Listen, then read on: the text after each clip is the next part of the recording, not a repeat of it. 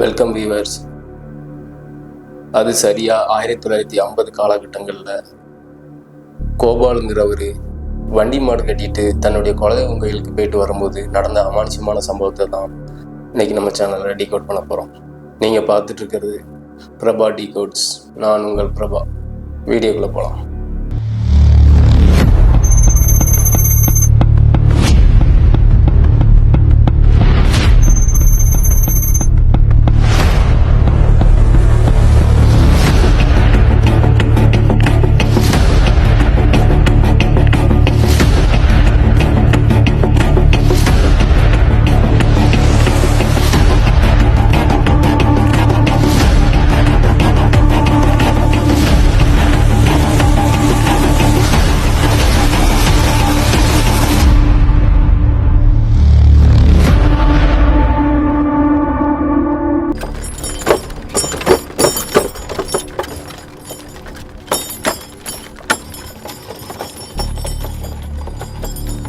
இந்த காலத்தில் இருக்கிற மாதிரி கார், பைக், ஏன் சைக்கிளே பெரும்பாலான வீட்டில் அப்போதைய காலகட்டத்தில் இருந்தது கிடையாது.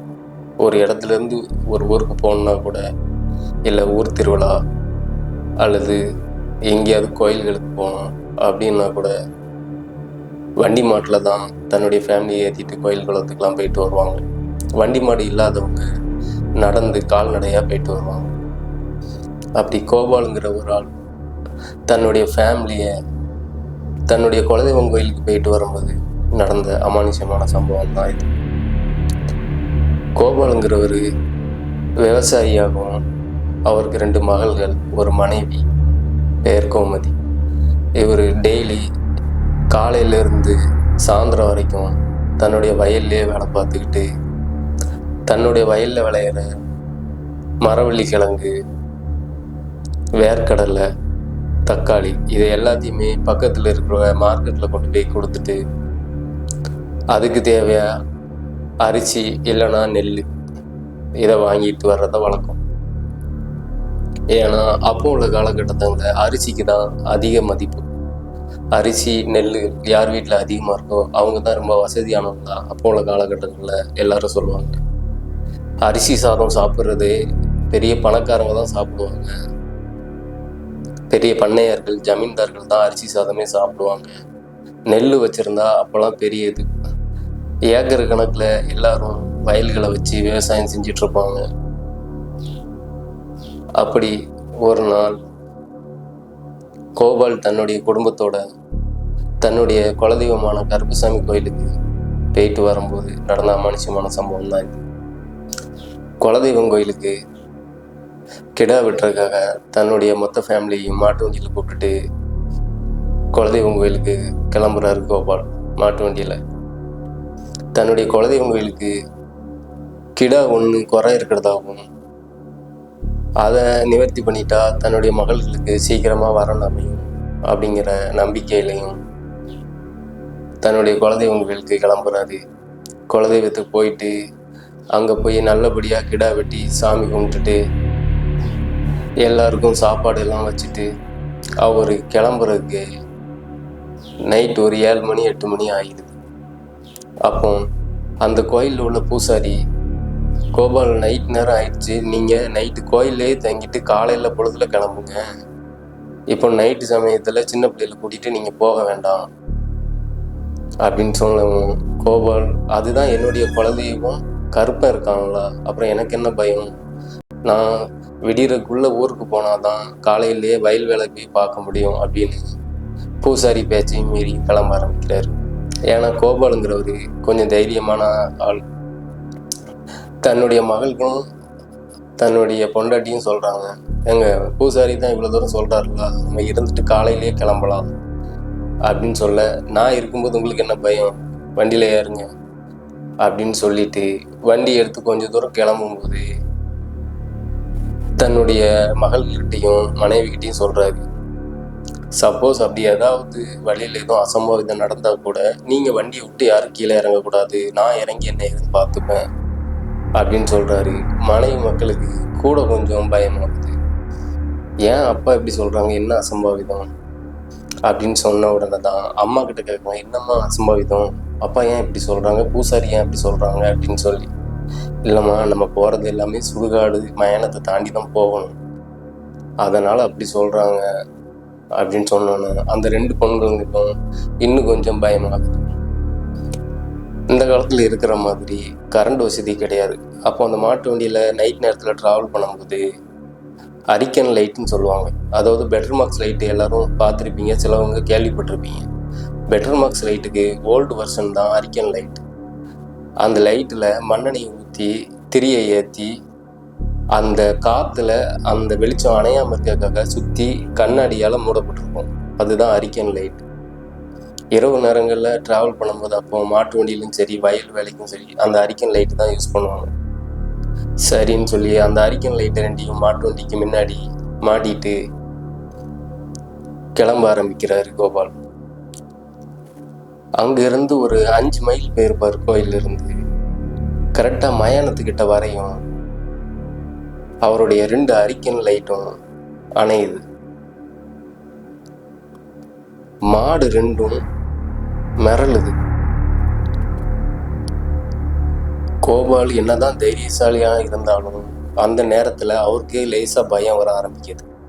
தன்னுடைய பொண்டாட்டிகளும் மகள்களும் என்னாச்சுப்பான்னு கேட்க, லைட் அணைஞ்சிருக்குமா, காற்று அதிகமாக அடிக்குதுல்ல, அந்த காற்று அடிக்கிறதுல லைட் அணைஞ்சிருக்குன்னு அவங்களுக்கு ஆறுதல் சொல்கிறாரு. ஆனால் கோபாலுக்கு தெரியும், அரிக்கன் லைட்டில் தான் சுற்றி கண்ணாடி இருக்க, எப்படி காற்றுல அணையும்னு சொல்லி அவர் வண்டியை விட்டு கீழே இறங்காமல் மாடை தன்னுடைய குச்சியால் முன்னேற சொல்லி அடிக்கிறாரு. ஆனால் மாடு ஒரு ஸ்டெப் கூட முன்னேற மாட்டேங்குது. மாடு பின்னாடி வருது. இவருக்கு லேசாக பயம் கொடுக்க ஆரம்பிக்குது. என்னடா இது அப்படின்னு சொல்லி அந்த மாட்டை மறுபடியும் வேகமாக அடித்து முன்னேற வைக்கிறாரு. மறுபடியும் அதே மாதிரி பின்வாங்குது. அப்போ அமைதியாக இருந்த அந்த மயானத்துக்கு பக்கத்தில் கொலுசு சவுண்டு கேட்குது.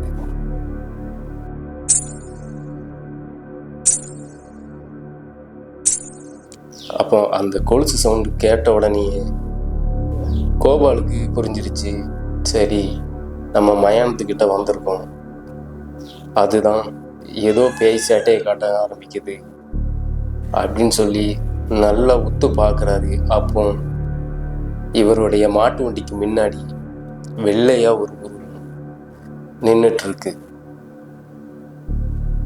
இவர் இன்னும் நல்லா கூர்ந்து பார்க்க அது மோகினின்னு சொல்லி இவர் கன்ஃபார்ம் பண்ணிட்டு தன் மனைவிக்கிட்டையும் மகள்கிட்டையும் யார் வண்டி விட்டு கீழே இறங்காதீங்க அப்படின்னு சொல்லி அந்த மோகினியை தூர விலக சொல்றாரு. விலகு, என் வழியை குறுக்க நிற்காத விலகு அப்படின்னு சொல்லி அவர் சொல்றாரு. அது அங்கிருந்து சத்தமா சிரிக்குது. என்னை தாண்டி பேருவியா அப்படிங்கிற மாதிரி அது சிரிக்குது. இவருக்கு பயம் அதிகரிக்க தன்னுடைய குலதெய்வமான கருப்பா நீ தான் காப்பாற்றணும்னு ஒரு செகண்ட் கண்ணை மூடி கும்பிட்றாரு. தூரத்துல ஒரு சின்னதா ஒரு வெளிச்சம் தெரியுது.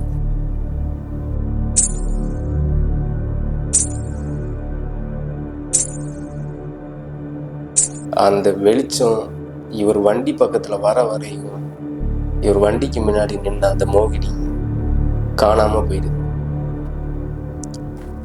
சலங்க சத்தம் அதிகமா கேக்குது. பக்கத்துல வர வர பார்த்தா அது தன்னுடைய குலதெய்வம் கருப்பசாமி கையில பந்தத்தோட வர்றத அவர் பார்க்காரு.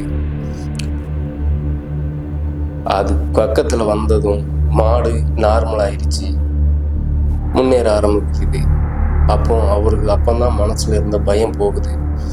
இவர் வந்திருக்கிறது தன்னுடைய குலதெய்வமான நல்லா ஒத்து கவனிச்சுக்கிட்டே இருக்காரு. ஆனா அந்த ஒளி தூரமாகவே போயிட்டுருக்கு. மாடும் அது பின்னாடியே போயிட்டு இருக்கு. இவருக்கு போற பாதையும் தெரியல. வண்டியில் உள்ள அரிக்கன் லைட்டும் ஆஃப் ஆயிட்டு மாடை இவர் விரட்டாமலேயே மாடு அந்த வெளிச்சத்தை நோக்கியே பின்னாடியே போயிட்டு இருக்கு. தன்னுடைய வீட்டுக்கு போற அந்த மெயின் ரோடு வர்ற வரைக்கும் அந்த வெளிச்சம் இருந்ததாகவும், கரெக்டாக மெயின் ரோட்டை அடைஞ்ச உடனே அந்த வெளிச்சம் போயிடுச்சு அப்படின்னு கோபாலு சொல்கிறாரு. தன்னுடைய குலதெய்வம் தான் காப்பாத்துச்சுன்னு சொல்லி தன்னுடைய மனைவிக்கிட்டேயும் மக்கள்கிட்டையும் சொல்கிறாரு. அன்னையிலேருந்து அதுக்கப்புறம் அவர் நைட்டில் மாட்டு வண்டி கட்டிட்டு வெளியே போகிறதே கிடையாதுங்க. இது உண்மையாக நடந்தது அவர் லைஃப்பில் அப்படின்னு அவர் ஆணித்தனமாக அடித்து சொல்கிறாரு. நான் என்னுடைய வாழ்க்கையிலேயே நான் பேயை பார்த்ததும் அன்னைக்கு தான், என்னுடைய குலதெய்வத்துடைய அருளை கிடைச்சதும் அன்னைக்கு தான். குலதெய்வம் இல்லாமல் நான் வீட்டுக்கு வந்திருக்க முடியாது அப்படின்னு ஆணித்தனமாக அடித்து சொல்கிறார். இந்த சீன்கள்லாம் நீங்கள் பார்க்கும்போது ரியலாக படத்தில் பார்த்த மாதிரியே இருக்கும். ஏன்னா அவர் என்கிட்ட இந்த கதையை சொல்லும் போதே எனக்கே ரொம்ப ஒரு புல்லரிச்ச மாதிரி ஆயிடுச்சு. என்ன தாத்தா படத்தில் வர்ற மாதிரியே கதை சொல்கிறீங்க அப்படின்ட்டா. ஆமாம் பேரண்டி, என்னுடைய லைஃப்பில் உண்மையாக நடந்த சம்பவம் இது. நான் எத்தனை வருஷம் மாட்டு வண்டி ஓட்டிகிட்டு இருக்கேன், ஒரு நாள் எனக்கு அப்படி இது பண்ணது கிடையாது. அன்னைக்கு நைட்டு அந்த மயானத்துக்கிட்ட வரும்போது தான் எனக்கு அவ்வளோ தூரம் இது. இதனால தான் பூசாரி முதல்லையே என்ன தடுத்திருக்காரு அப்படின்னு தான் வாழ்க்கையில் நடந்த கதையை என்கிட்ட கதையாக அவர் சொன்னார். Thank you friends. இந்த வீடியோ பிடிச்சிருந்துச்சுன்னா ஒரு லைக் பண்ணுங்கள், ஒரு சப்ஸ்கிரைப் பண்ணுங்கள். நீங்கள் பண்ணுற ஒவ்வொரு லைக்கும் ஒவ்வொரு சப்ஸ்கிரைபும் எனக்கு மோட்டிவேட்டாக இருக்கும். நான் அடுத்தடுத்த வீடியோ மேக் பண்ணுறேன். Bye friends.